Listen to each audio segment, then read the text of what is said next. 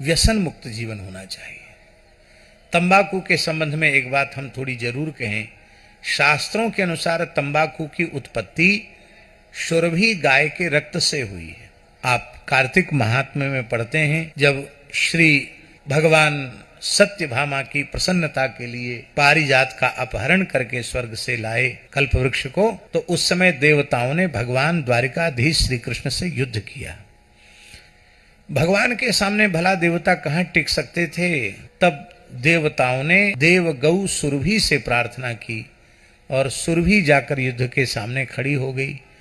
तो युद्ध में जब सुरभि गाय खड़ी हो गई तो गाय को देख करके भगवान श्री कृष्ण ने अपने धनुष की प्रत्यंचा को उतार दिया, हथियार धर दिए और नतमस्तक हो गए। और इसी दाव का लाभ लेकर के इंद्र भगवान श्री कृष्ण को बंदी बनाना चाहता था। इंद्र के उस दुष्ट अभिप्राय को गरुड़ जी समझ गए और गरुड़ जी को थोड़ा रोष हुआ कि तेरे लिए तो ठाकुर जी धरती पर अवतार लेकर गैया चराते हैं, गोवर्धन उठाते हैं, और तू इंद्र का पक्ष लेकर आ गई, तो इसको युद्ध से थोड़ा भगावें। तो गरुड़ जी ने अपने पंखे से थोड़ा सा प्रहार सुरभि गाय पर किया। उससे गाय के कुछ रक्त बिंदु नीचे गिरे, उससे तंबाकू उत्पन्न हुई।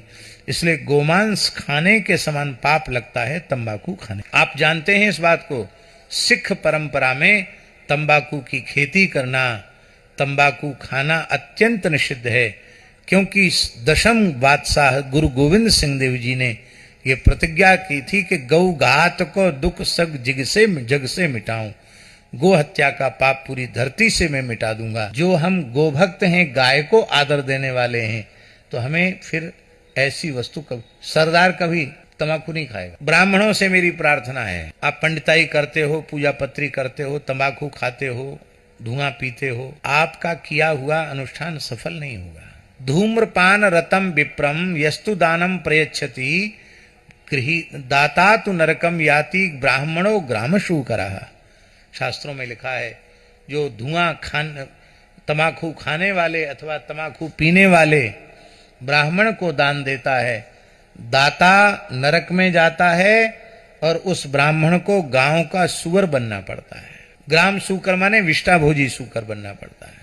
तो यदि ब्राह्मण कुल में जन्म लेने के बाद फिर सुअर बनने की इच्छा हो तो तंबाकू खाओ। इसलिए बिल्कुल निर्व्यसन होना चाहिए, व्यसन जीवन में बिल्कुल नहीं होना चाहिए।